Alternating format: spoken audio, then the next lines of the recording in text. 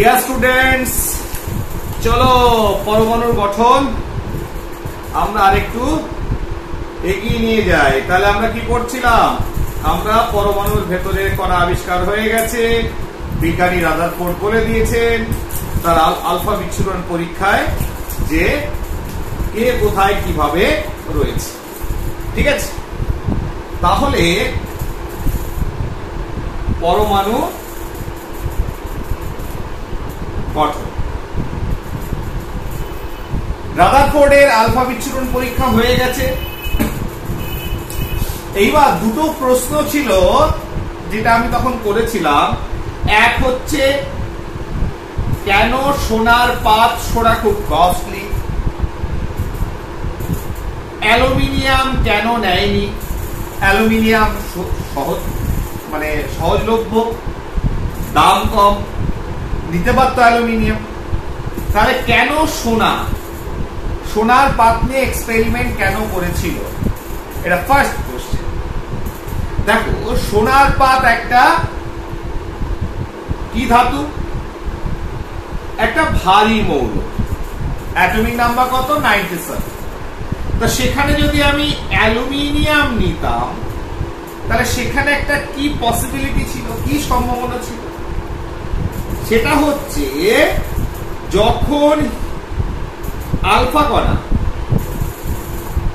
Helium 24 যখন এই aluminium 1327 সঙ্গে ধাক্কা লাগতো অ্যালুমিনিয়াম পাতের সঙ্গে, তাহলে হতে পারত কি সিলিকন 1430। ঠিক আছে না? সিলিকন 1430 প্লাস প্রোটন উৎপন্ন হয়েছে, এটা হতে পারত। ঠিক কিনা? কিংবা ফসফরাস 1530 প্লাস নাইট্রোজেন 10, এটা হতে পারে। তাহলে আলফা কণার সঙ্গে বিক্রিয়ায় বা যখনই আলফা কণা দ্বারা এই ফয়েলকে আঘাত করা হতো, তাহলে অ্যালুমিনিয়ামের নিউক্লিয়াসের পরিবর্তন হয়ে যেতে পারত, হয়ে সিলিকন কিংবা ফসফরাস বা অন্য কোনো পরমাণু উৎপন্ন হতে পারে। এবং সেই কথাটা মাথায় রেখে বিজ্ঞানী রাদারফোর্ড একটা ভারী মৌল সোনাকে চুজ করলো, যেটাকে পাতলা পাতের মতো করা যায়। ঠিক, প্রথম প্রশ্ন হয়ে গেল। দ্বিতীয় আরেকটা প্রশ্ন করেছিলাম, সেটা হচ্ছে এই সোনার পাত যার উপর আলফা কণা আলফা রশ্মি ফেলা হলো, সেটাকে পাতলা করেছিলাম 0.0004 মিলিমিটার, প্রচন্ড পাতলা করা হয়েছিল। তার কারণটা, তার কারণ এটাকে করতে চেয়েছিলেন বিজ্ঞানী রাদারফোর্ড একটা দ্বিমাত্রিক, একটা পাতলা পেপারের মতো, যেমন বইয়ের পাতা হয় এরকম পাতলা পেপারের মতো। এবং তাহলে কি হবে, আমি যদি এটা দ্বিমাত্রিক হয় তাহলে আমি ধরে নেব এখানে পরমাণু আছে, ফলে এই কণা বেঁকছে যেটা, সেটা ধরে নেব একটা পরমাণু, তার থেকেই সেই পরমাণু থেকেই আলফা কণা সে রশ্মি পেছন দিকে বেঁকে আসুক বা বেরিয়ে পালিয়ে যাক, তাহলে বুঝতে সুবিধা হবে। এইবার যদি আমি ভেবে নিই যে না এটা একটু মোটা, তাহলে মোটা হলে কি হবে? আমি ধরে নিই যদি একটা থিকনেস রয়েছে, এটা একটা মোটা রয়েছে,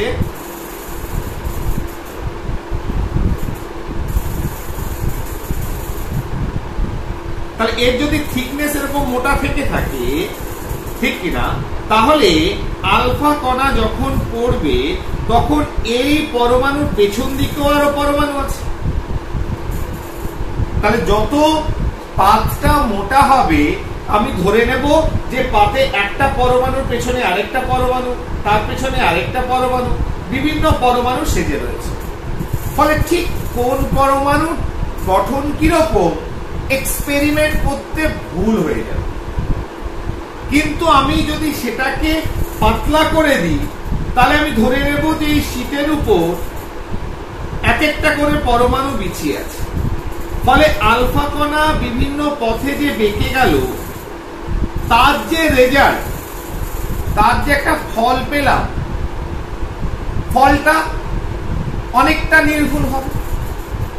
তাই এই এরারটাকে, এই ভুলটাকে মিনিমাইজ করার জন্য বিজ্ঞানী রাদারফোর্ড যতটা সেই সময় দাঁড়িয়ে যতটা পাতলা করা সম্ভব সেটাকে পাতলা করেছিলেন। তাহলে বোঝা গেল কি বলতে চাইলাম, যে যত বেশি পুরু হবে পাতটা তত বেশি আমরা ধরে নেব একটা পরমাণুর পেছনে আরো অনেক পরমাণু রয়েছে। ফলে কোন পরমাণুটা কতটা বেগছে, কোন পরমাণুর জন্য সেটা ফিরে এলো, স্বাভাবিক না, একটা পরমাণু থেকে একটা রশ্মি ফিরে এসছে, আমি ধরে নিচ্ছি এর নিউক্লিয়াস থেকে ফিরে এসছে, তাহলে এর পেছনে যদি এখানে আরেকটা পরমাণু থাকে তাহলে এখান থেকে আরেকটা রশ্মি ফিরে এসছে, তাহলে দুটো রশ্মি ফিরে এলো। মনে হলো কি যে একটার ভেতর থেকেই দুটো রশ্মি দু জায়গা থেকে ফিরে এসছে, তার মানে নিউক্লিয়াসের পাশে অন্য কিছু আছে। এটা তাহলে ছবিটা কিরকম আসবে, যদি ধরা হয় যে এটা একটা পাত, এটা পুরু পাত, তাহলে এখানে একটা পরমাণু রয়েছে, আর এটা যদি পুরু পাত হয় তাহলে এর পেছন দিকেও আরো এখানে আরেকটা পরমাণু রয়েছে, ধরো এখানে আরেকটা পরমাণু রয়েছে এর পেছন দিকে। তাহলে এবার একটা আলফা রশ্মি এলো, বেঁকে চলে এলো, আবার এখান থেকেও যে আলফা রশ্মি আছে এখান থেকে বেঁকে চলে এলো, নিউক্লিয়াসে আঘাত করে। কি মনে হবে, মনে হবে যে এই একটাই পরমাণু, তার ভেতর দু জায়গা থেকে আলফা কণাটা বেঁকে চলে এসেছে, তার মানে নিউক্লিয়াসের বাইরেও কোনো শক্ত বলতে একটা জায়গা রয়েছে। তাহলে আমার ক্যালকুলেশনে ভুল হবে, অবজারভেশনে ভুল হবে। সেই জন্য বিজ্ঞানী রাদারফোর্ড কি করেছিল, যাতে পরমাণুর পেছনে আরো পরমাণু সেজে না থাকে, তাই ওটাকে যতটা সম্ভব করা গেছিল সেটাকে পাতলা করা হয়েছে। ঠিক আছে, এই এরারটাকে, ভুলটাকে সংশোধন করা। যাই হোক, তাহলে আমরা রাদারফোর্ড পরমাণু, সেখান থেকে যে জিনিসটা সর্বশেষ আমরা পড়েছিলাম সেই রাদারফোর্ড পরমাণু মডেলের ত্রুটি, যে রাদারফোর্ড পরমাণু মডেল অনুসারে যে সীমাবদ্ধতা বা ত্রুটি বা ডিফেক্ট বা ফেইলিয়ার যেটাই বলো না কেন, তা সেটাই দেখছিলাম যে বর্ণালী, একটা টার্ম ইউজ করা হয়েছিল বর্ণালী। ঠিক, যে একটা বর্ণালী মানে সেটা আমরা আলোর চ্যাপ্টারে ক্লাস 10-এ যারা উঠেছো তারা জানো, ক্লাস 10-এ, আর যারা 9-এ আছে তারা এখনো জানো না। তাই এই বর্ণালীর ব্যাপারটা, যে টার্মটা ব্যবহার করা হয়েছে, যে পরমাণুর ইলেকট্রন গুলো সবসময় যদি শক্তি বিকিরণ করে থাকে, ঠিক আছে, যেটা বিজ্ঞানী ম্যাক্সওয়েল এবং পরবর্তীকালে বোর প্রশ্ন তুলল, ইলেকট্রন যদি শক্তি বিকিরণ করে তাহলে আমি একটা আলোর বর্ণালী পাবো। ঠিক, আর যদি শক্তি বিকিরণ সবসময় করেই থাকে তাহলে বর্ণালীটা হবে নিরবিচ্ছিন্ন বর্ণালী, একসঙ্গে বিভিন্ন ধরনের রং পাবো। কিন্তু বাস্তবে দেখা গেছে যে যে বর্ণালীতে পায় সেটা হচ্ছে রেখা বর্ণালী। ঠিক, তাহলে আমাদের জানতে হবে প্রথমে যে বর্ণালীটা কি, সেটা ক্লাস 10 থেকে তোমরা জেনে যাবে। ক্লাস 10-এর আগে যারা ছেলেমেয়েরা এই ক্লাসটা দেখছো তাদের জন্য একটু বলতেই হবে, ক্লাস 10 থেকে আর কোনো অসুবিধা নেই, 10-এ আলো রয়েছে, আলো সেখানে বর্ণালী রয়েছে এবং সবকিছু রয়েছে। ক্লিয়ার? তাহলে এইবার যেহেতু আলোর প্রসঙ্গ এলো, ঠিক, এবং আলোর বিকিরণের প্রসঙ্গ এলো, তাহলে আমরা একটু এই একটা জিনিস আমাদের জানতে হবে, সেটা কি, যে পরমাণুর ভেতর থেকে যে শক্তি সেটা বেরিয়ে আসুক না কেন, সেই শক্তিটা বেরিয়ে আসে কিরকম, তড়িৎ চুম্বকীয় তরঙ্গ। তাহলে যে শক্তিটা কোন পরমাণু থেকে বেরিয়ে আসে, যে শক্তিটার কথা বিজ্ঞানীরা বলছে রাদারফোর্ডের তথ্য অনুসারে, সেটা হচ্ছে তড়িৎ চুম্বকীয় তরঙ্গ। ঠিক আছে, বা ইলেকট্রোম্যাগনেটিক রেডিয়েশন, তড়িৎ চুম্বকীয় রশ্মি।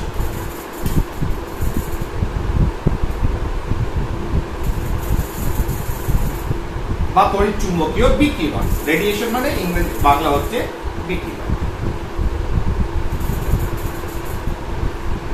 তাহলে এই যে তড়িৎ চুম্বকীয় বিকিরণ, ঠিক আছে, এই জিনিসটা কি, ইলেকট্রোম্যাগনেটিক রেডিয়েশন ব্যাপারটা কি, ঠিক, তার আগে এবার তার একটা খুব ভালো এক্সাম্পল আমরা দিয়ে আমরা এই তড়িৎ চুম্বকীয় ব্যাপারটা কি আগে জানি। ধরো আলো, আলোটা কি, যে আলো সূর্য থেকে আসে সেটা হচ্ছে তড়িৎ চুম্বকীয় তরঙ্গ। তা আলোটা হচ্ছে তড়িৎ চুম্বকীয় তরঙ্গ। তড়িৎ চুম্বকীয় তরঙ্গ মানে তাহলে আলোটা হচ্ছে একটা ওয়েভ, একটা তরঙ্গ। এইবার এই যে তড়িৎ চুম্বকীয় তরঙ্গ, তার মানে এ কি তড়িৎ বা চুম্বক ক্ষেত্র দ্বারা প্রভাবিত হয় না।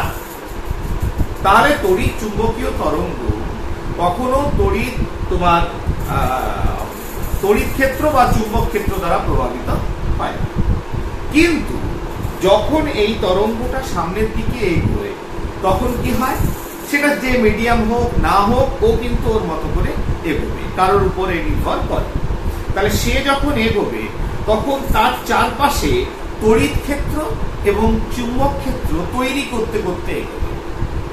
যেহেতু এই ধরনের তরঙ্গ, যেমন সূর্যের যে আলো, সেটাও এক ধরনের তড়িৎ চুম্বকীয় তরঙ্গ, তারা কি করে তার চারপাশে ইলেকট্রিক ফিল্ড এবং ম্যাগনেটিক ফিল্ড তৈরি করে। ক্লিয়ার? তার ভেতর এই তড়িৎ চুম্বকীয় যে তরঙ্গ রয়েছে, তাহলে প্রত্যেকটা যেহেতু এটা তরঙ্গ, তাহলে একটা কমপ্লিট উঁচু এবং নিচু, এই পুরো একটাকে, এই তরঙ্গটা দৈর্ঘ্যটাকে বলা হয় তরঙ্গ দৈর্ঘ্য। ক্লিয়ার? তাহলে একটা পূর্ণ তরঙ্গের যে দৈর্ঘ্যটা, সেটাকে বলা হয় তরঙ্গ দৈর্ঘ্য। ক্লিয়ার? সেই তরঙ্গ দৈর্ঘ্যটাকে আমরা ন্যানোমিটার, যেহেতু খুব ছোট, তাহলে ন্যানোমিটার মানে হচ্ছে 10⁻⁹ মিটার, কিংবা অ্যাংস্ট্রম, যেটা হচ্ছে 10⁻⁻10 মিটার। এই রেঞ্জে আমরা প্রকাশ করে, হয় ন্যানোমিটারে নয় অ্যাংস্ট্রমে আমরা প্রকাশ করি কি তরঙ্গ দৈর্ঘ্য। তাহলে তড়িৎ চুম্বকীয় তরঙ্গের তোমার তরঙ্গ দৈর্ঘ্য রয়েছে, এবং তার সঙ্গে সঙ্গে কি রয়েছে, কম্পাঙ্ক রয়েছে। ঠিক আছে? তার সঙ্গে কি রয়েছে, একটা কম্পাঙ্ক। কম্পাঙ্ক মানে একটা নির্দিষ্ট সময়ে কতটা তরঙ্গ পার হচ্ছে, সেই হারটাই হচ্ছে তার কম্পাঙ্ক। এবং যার তরঙ্গ দৈর্ঘ্য যত বেশি, কম্পাঙ্ক তত কম। আর যার তরঙ্গ দৈর্ঘ্য ছোট, তার কম্পাঙ্ক বেশি। এরা হচ্ছে একে অপরের ব্যস্তানুপাতিক সম্পর্ক। ঠিক আছে? এবার সূর্য থেকে যে আলোটা আসে, সেই আলোর ভেতর বিভিন্ন ধরনের, বিভিন্ন তরঙ্গ দৈর্ঘ্যে, বিভিন্ন কম্পাঙ্কে আলো, এটা আমাদের মাথায় ঢোকাতে হবে। ক্লিয়ার? তার ভেতর সব থেকে বড় তরঙ্গ দৈর্ঘ্য, যেমন রেডিও ওয়েভ, যেটা রেডিও বাজে, যেটা সেই ওয়েভটাকে কাজে লাগে, সেই তরঙ্গটাকে কাজে লাগায়। মাইক্রোওয়েভ, আল্ট্রাভায়োলেট, তোমার ইনফ্রারেড, অবলোহিত ওয়েভ, এইগুলো হচ্ছে যাদের তরঙ্গ দৈর্ঘ্য অনেক বড় বড় তরঙ্গ। ক্লিয়ার? তাদের এনার্জিটা কম, শক্তিটা কম। আবার আস্তে আস্তে অনেক ছোট ছোট তরঙ্গ রয়েছে, যেমন ধরো আল্ট্রাভায়োলেট, অতিবেগুনি, গামা রেজ, এক্স রে, এরকম বিভিন্ন ধরনের রশ্মি রয়েছে। ঠিক আছে? যাদের তরঙ্গ দৈর্ঘ্য অনেক কম। কিন্তু সূর্য থেকে যে আলোটা আসে, ঠিক আছে, তার ভেতরে আরো যে বিভিন্ন তরঙ্গ দৈর্ঘ্যের আলো মিশে আছে, সেটা আমাদের এই পর্যন্ত আসে। বিভিন্ন যে লেয়ার আছে, ওজোন লেয়ার আছে, বিভিন্ন এই ধরনের রশ্মিকে শোষণ করে। আমরা শুধুমাত্র সেই আলোটাকে দেখতে পাবো যার একটা নির্দিষ্ট তরঙ্গ দৈর্ঘ্যের একটা ব্যাপ্তি, রেঞ্জ রয়েছে। ঠিক আছে? তার মানে আলো থেকে যে তরঙ্গগুলো আসছে, তড়িৎ চুম্বকীয় তরঙ্গ, সব তরঙ্গ কি আমরা দেখতে পাই না। ধরো এই অনেক বড় বড়, আবার অনেক ছোট ছোট, আবার ক্ষুদ্র ক্ষুদ্র তরঙ্গ দৈর্ঘ্য। এর ভেতরে একটা সার্টেন রেঞ্জ, ব্যাপ্তির তরঙ্গ দৈর্ঘ্য যারা রয়েছে, তাদের আমরা দেখতে পাই, সেই আলোটাকেই আমরা দেখতে পাই। ইউভি রশ্মি, আল্ট্রাভায়োলেট রে আসছে, সেটা হয়তো ওখানে ওজোন গ্যাস শোষণ করে নিয়েছে, তাও চলে আসছে কিছু, যেটুকু আসে তাদের দেখতে পাই না। তেমনি ইনফ্রারেড আলো, যেটাকে রিমোট কন্ট্রোল, যেখানে সেখানে বিভিন্ন জায়গায় কাজে লাগানো হয়, সেটাকেও আমরা দেখতে পাই না। রেডিও ওয়েভকে দেখতে পাই না। মাইক্রোওয়েভ কে দেখতে পাই না, এক্স রশ্মি মেশিনে যেটা এক্স রশ্মি হাড় ভাঙলে এই করে দেখতে পাই না, গামা রশ্মি তাকে আমরা দেখতে পাই না। তার মানে এগুলো একটাও দৃশ্যমান নয়। তার মানে একটা জিনিস বোঝা গেল, তড়িৎচুম্বকীয় তরঙ্গ যা তার চারিদিকে তড়িৎ ক্ষেত্র এবং চুম্বক ক্ষেত্র তৈরি করে, যা মাধ্যমের উপর নির্ভর করে না, সেটা এগিয়ে যায় এবং যার ভেলোসিটি হচ্ছে লাইটের ভেলোসিটি 3 লক্ষ কিলোমিটার পার সেকেন্ড। ঠিক আছে, 3 × 10⁸ মিটার পার সেকেন্ড। তাহলে এই রেঞ্জে রয়েছে, তার ভেতর সেই আলোটাকেই আমরা দেখতে পাই, সেই তরঙ্গটাকেই দেখতে পাবো, যার একটা নির্দিষ্ট বৃত্তি রয়েছে, যেটা হচ্ছে দৃশ্যমান আলো। সেটা তাদের কি বলা হয়? দৃশ্যমান আলো। এইবার এই আলো যেটা দৃশ্যমান, সূর্যের আলোর ভেতর যে দৃশ্যমান আলোটা রয়েছে, ভিজিবল লাইটটা রয়েছে, তার তরঙ্গ দৈর্ঘ্যের ব্যাপ্তি কত? সবথেকে বেশি হচ্ছে 7000 অ্যাংস্ট্রম থেকে 4000 মোটামুটি এই 7000 সব থেকে বড়, তারপর আস্তে আস্তে ছোট কোণ পর্যন্ত আমরা দেখতে পাই 4000 অ্যাংস্ট্রম। কি একটা কমপ্লিট ওয়েভ তরঙ্গের দৈর্ঘ্য কত? 7000 অ্যাংস্ট্রম মানে হচ্ছে 7000 ইনটু 10⁻⁻10 মিটার। 4000 মানে 4000 ইনটু 10⁻⁻10 মিটার। ঠিক আছে, ন্যানোমিটারে কত? 700 ন্যানোমিটার বা 400 ন্যানোমিটার। ঠিক আছে, বা 400 ইনটু 10⁻⁹ ব্যাপারটা। তো যাই হোক, এই তরঙ্গ দৈর্ঘ্য সব থেকে বড় থেকে এই পর্যন্ত আমরা দেখতে পাই। এর ভেতরে কি কি লাইট রয়েছে, কি কি রশ্মি রয়েছে, সেটা সূর্যের আলোর ভেতরে যেটা যখন রামধনু ওঠে তখন দেখতে পাই। সেটা কি সব থেকে বড় তরঙ্গ দৈর্ঘ্য যার, সেটা হচ্ছে লাল। সেটা কি? লাল। এইভাবে 7টা বর্ণ রয়েছে, যেটাকে আমরা কি বলি? তোমার আলোর বর্ণালী। ঠিক আছে, এই কনসেপ্টটা পরে আসছে। তাহলে 7টা রং মিশে হচ্ছে আলো। তার মানে সূর্যের আলো একটা বহুবর্ণী আলো, অনেকগুলো আলো, অনেকগুলো রঙের আলো মিশে রয়েছে। তার ভেতর লালের তরঙ্গ দৈর্ঘ্য সব থেকে বেশি, সব থেকে কম এন্ডে হচ্ছে বেগুনি। আর কি কি রয়েছে? বেগুনি, নীল, আকাশী, সবুজ, হলুদ, কমলা আর হচ্ছে লাল। তাহলে এইভাবে 7টা রং, 7টা বর্ণ মিলে সূর্যের আলো তৈরি হয়েছে। এই যে 7টা বর্ণের আলো যারা একসঙ্গে যখন মিশে থাকে, তখন সেটাকে আমরা সাদা। এই 7টা আলোকে যদি মিশিয়ে তোমার সামনে ঘোরানো হয়, নিউটন তৈরি রয়েছে, যেখানে ঘুরিয়ে দেখতে পাবে যে 7টা বর্ণ, তোমরা একটা চাকতি বানাও, সেই চাকতি 7টা রঙে ভাগ করে দাও, নিয়ে ঘোরাও, দেখবে সাদা হয়ে গেছে। সেই জন্য আমরা সূর্যের আলোকে কেমন দেখি? সাদা। ঠিক আছে না? খানিকটা হলদে, তার পেছনে অন্য কারণ আছে। যাই হোক, তাহলে এর বাইরে তার মানে তড়িৎচুম্বকীয় তরঙ্গের একটা নির্দিষ্ট তরঙ্গ দৈর্ঘ্যকে আমরা দেখতে পাই। এই হচ্ছে তড়িৎচুম্বকীয় তরঙ্গ। এবং তড়িৎচুম্বকীয় বিকিরণ মানে সেইখানে তড়িৎচুম্বকীয় তরঙ্গের বিকিরণ হচ্ছে, যেটাকে বলছি ইলেকট্রোম্যাগনেটিক রেডিয়েশন। ঠিক আছে না? তাহলে আমাদের এই পরমাণুর ভেতরেও ইলেকট্রন যখন এই ধরনের বিকিরণ করবে, সেটা হবে হচ্ছে ইলেকট্রোম্যাগনেটিক রেডিয়েশন। ঠিক আছে, এইবার এই যে তরঙ্গ দৈর্ঘ্য, তার মানে একই জিনিস বুঝতে পারছো যে ইলেকট্রন যখন শক্তি বিকিরণ করছে, তড়িৎচুম্বকীয় তরঙ্গ বিকিরণ করছে, তার মানে আলো দেখতে পাবো আমরা। হ্যাঁ, সেই বিকিরণের ভেতরে যে তরঙ্গ দৈর্ঘ্যটা যদি দেখা যায় যে 7000 অ্যাংস্ট্রম থেকে 4000 অ্যাংস্ট্রম এর ভেতরে তরঙ্গ দৈর্ঘ্যের কোনো আলো বিকিরণ করছে, অবশ্যই সেটাকে দেখতে পাবো। কেন দেখতে পাবো? দেখতে তো পাবো, ঠিক না? তার কারণ দেখ না, বিভিন্ন গ্যাসকে যখন জ্বালানো হয়, ঠিক আছে না, তখন তো সেটাকে দেখতে পাই একটা বর্ণ, ফ্লেমটার একটা বর্ণ থাকে। হ্যাঁ, দেখতে পাই। তার মানে কি? দৃশ্যমান আলো নিশ্চয়ই। তাহলে কি করে দেখতে পাবো? তাহলে সেই আলোটাকেই দেখতে পাবো, যেটা তার তরঙ্গ দৈর্ঘ্য এই রেঞ্জের ভেতর পড়ছে। এই হচ্ছে তড়িৎ চুম্বকীয় তরঙ্গ, তড়িৎ চুম্বকীয় বিকিরণ। ঠিক আছে, এইবার এর সঙ্গে সঙ্গে একটা কনসেপ্ট বিজ্ঞানী এই তড়িৎ চুম্বকীয় রেডিয়েশন, ইলেকট্রোম্যাগনেটিক রেডিয়েশনের উপরে বিজ্ঞানী তোমার প্ল্যাঙ্ক, ঠিক আছে, বিজ্ঞানী প্ল্যাঙ্ক, সেটা একটু পড়িয়ে নি।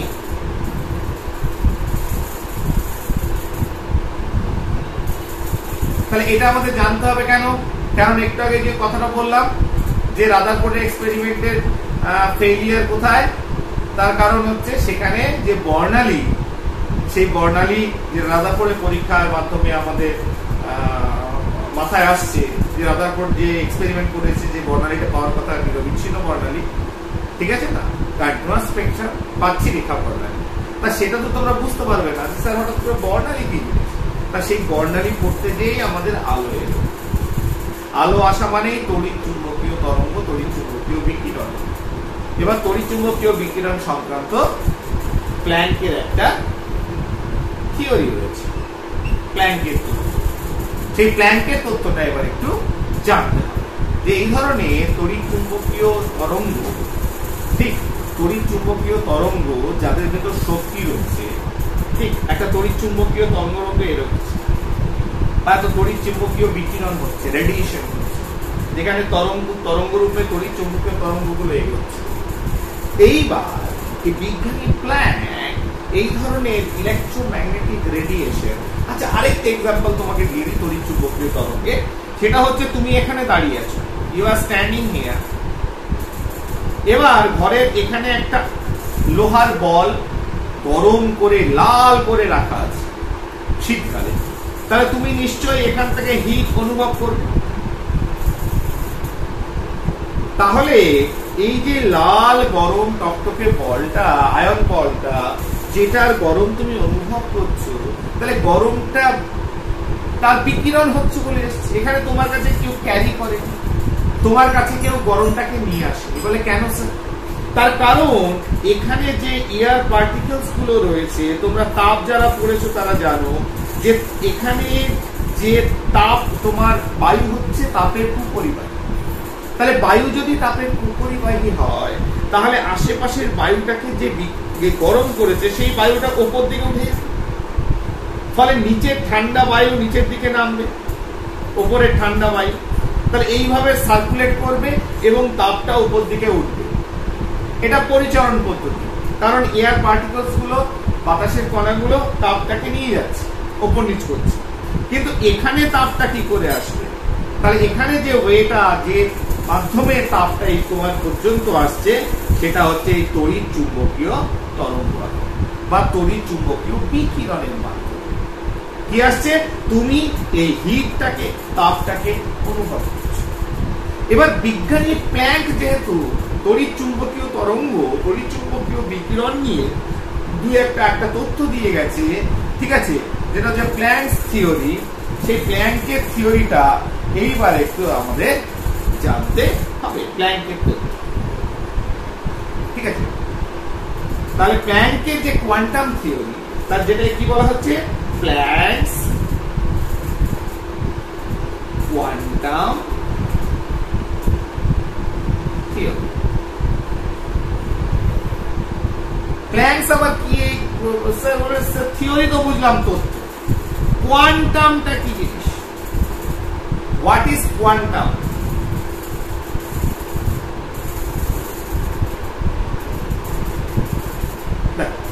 এই যে তড়িৎ একটা বিকিরণ হচ্ছে, তড়িৎ চুম্বকীয় তরঙ্গ রেডিয়েট হচ্ছে, তাহলে তার তো কিছু শক্তি আছে, তাহলে সে যে শক্তিটা বিকিরণ করছে, একটা তড়িৎ চুম্বকীয় তরঙ্গ, তড়িৎ চুম্বকীয় বিকিরণ, তার যে এনার্জি, তার যে শক্তি, সে যে বিকিরণ করছে শক্তিটা, ঠিক আছে।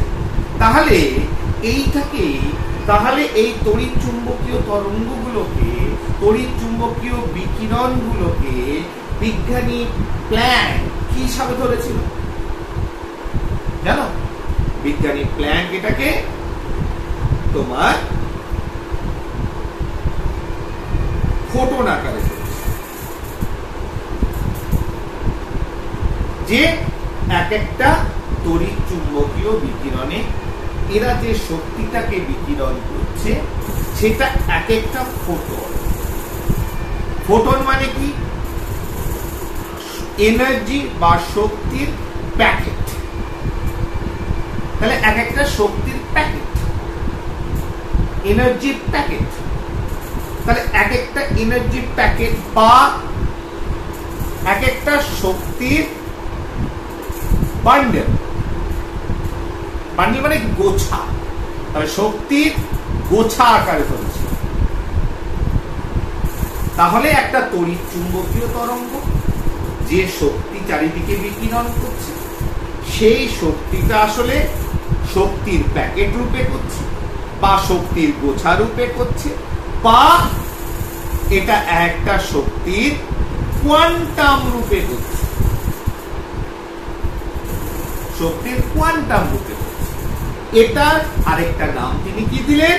সেটাই বলা হচ্ছে ফোটন। তাই আমরা আলোকে কোয়ান্টাম মেকানিক্স যেটা শাখা রয়েছে পদার্থবিজ্ঞান, সেখানে ফোটন কণা হিসেবে ট্রিট করে থাকি, যেহেতু আলো এক ধরনের তড়িৎ চুম্বকীয় তরঙ্গ। ঠিক আছে, তাহলে অতএব সেটাকেও আমরা একটা ফোটন, এনার্জি প্যাকেট, শক্তির প্যাকেট বা শক্তির গোছা বা শক্তির কোয়ান্টাম হিসেবে প্রকাশ করি। ঠিক ক্লিয়ার? বোঝা গেল? তার মানে একটা তড়িৎ চুম্বকীয় তরঙ্গ যে একক, যেমন পরমাণু দিয়ে তৈরি হয় প্রত্যেকটা বস্তু, তেমনি এগুলো কি দিয়ে তৈরি হচ্ছে?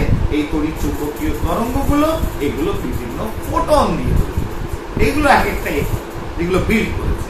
অতএব শক্তি যখন বিকিরণ হবে এই তরঙ্গ থেকে, তখন ফোটন রূপে বিকিরণ। ক্লিয়ার? তাহলে আমরা এবার প্ল্যাঙ্কস কোয়ান্টাম তত্ত্বের প্ল্যাঙ্ক কি বলেছে, যে এই ধরনের তড়িৎ চুম্বকীয় যে রেডিয়েশন বিকিরণ হচ্ছে, তরঙ্গগুলো রেডিয়েট করছে, তার যে শক্তি ই কার উপর নির্ভরশীল? E is proportional to nu. Nu কি? এই তড়িৎ চুম্বকীয় তরঙ্গের কম্পাঙ্ক। তড়িৎ চুম্বকীয় তরঙ্গের কম্পাঙ্ক। ঠিক আছে? New, a new. এই নিউ হচ্ছে যেটাকে কম্পাঙ্ককে আমরা রিপ্রেজেন্ট করি, এটা একটা গ্রিক একটা টার্ম, যেটাকে নিউ বলা হয়। তাহলে এই কম্পাঙ্ককে হার্জ বা পার সেন্টিমিটার, পার সেন্টিমিটার বা হার্জ দ্বারা প্রকাশ করা। Per second, sorry, per second মানে পার সেকেন্ডে কতগুলো ওয়েভ পাস হচ্ছে, বা হার্জ। ঠিক আছে? এইবার সমান সমান কি লিখতে পারি? বা E is equal to H nu. এই যে ফর্মুলেশন, যেটা বিজ্ঞানী তড়িৎ চুম্বকীয় তরঙ্গ বা তড়িৎ চুম্বকীয় রশ্মির ক্ষেত্রে, তড়িৎ চুম্বকীয় রশ্মির ক্ষেত্রে বিজ্ঞানী প্ল্যাঙ্ক দিয়ে দিল। এর যে এনার্জি হবে, শক্তি হবে, সেটা কার সঙ্গে? H into new. তাহলে হোয়াট ইজ এইচ? এইচ হচ্ছে প্ল্যাঙ্কের ধ্রুবক। এর ভ্যালু কত? Planks constant 6.627 into 10 to the power minus 34 joule second. এর ভ্যালু কত? এইচ এর 6.627 গুণিত 10 to the power minus 34 joule second. এটা কার? এই প্ল্যাঙ্কের ধ্রুবক এর মান। তাহলে প্ল্যাঙ্কের ধ্রুবকের সঙ্গে যদি আমি কম্পাঙ্ককে গুণ করি, তাহলে সেই তড়িৎ চুম্বকীয় রশ্মির কম্পাঙ্ক পেয়ে যাব, এই শক্তি পেয়ে যাব। যেমন ফর এক্সাম্পল, যদি বেগুনি, বলে স্যার বেগুনি তো আমি জানি তরঙ্গ দৈর্ঘ্য হচ্ছে মোটামুটি 4000 অ্যাংস্ট্রম। এটা কি? তরঙ্গ দৈর্ঘ্য, যেটাকে আমি ল্যামডা দিয়ে প্রকাশ করি। ল্যামডা হচ্ছে তরঙ্গ দৈর্ঘ্য, ওয়েভ লেন্থ, ওয়েভের দৈর্ঘ্যটা কত সেটাকে আমরা প্রকাশ করি। তাহলে স্যার ওটার বেগুনি রশ্মির এনার্জিটা কি করে পাবো স্যার? তবে একটা জিনিস তো পরিষ্কার, যার কম্পাঙ্ক যত বেশি তার শক্তি তত বেশি বিকিরণ হবে, তার কাছে ফোটনস গুলোর এনার্জি বেশি থাকবে। তাহলে সেটা যদি হয়, যেহেতু বেগুনি বর্ণের কম্পাঙ্ক সব থেকে বেশি, ন্যাচারালি তার এনার্জিও বেশি, শক্তিও বেশি, হ্যাঁ কি না? পরিষ্কার বোঝা যাচ্ছে। তাহলে এবার শক্তি কতটা শক্তি ধরে সে কি করে পাবো? তাহলে তার তরঙ্গ দৈর্ঘ্য ল্যামডা আমি জানি।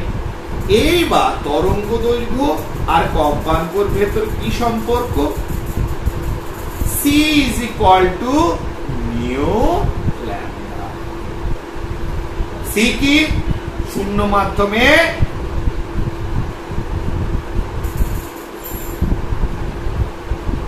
আলোর বেগ কত? 3 into 10 to the power 8 metre per second. যদি SI এ বলি তাহলে আমি তো এখান থেকে বেরিয়ে যাবে কি? তাহলে আমি লিখতে পারি E is equal to H into কি হতে পারে? hc by lambda। তাহলে দিস ইজ প্ল্যাঙ্কস এর কোয়ান্টাম থিওরি, তার একটা আরেকটা E is equal to hc by lambda।